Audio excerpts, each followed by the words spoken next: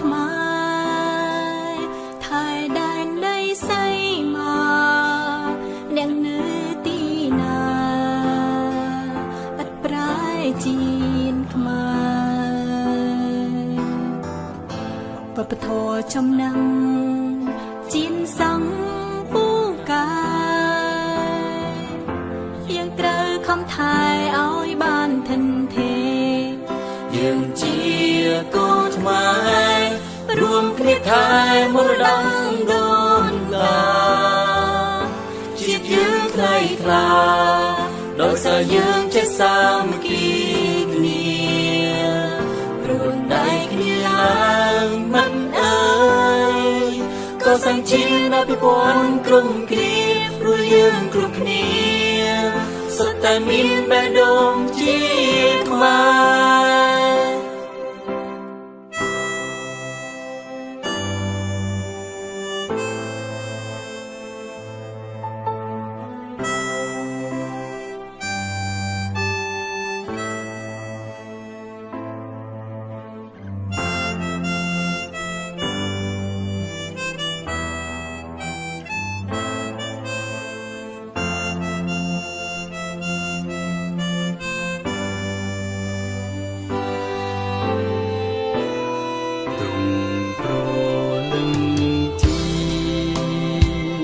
សន្ធឹងលើវេហា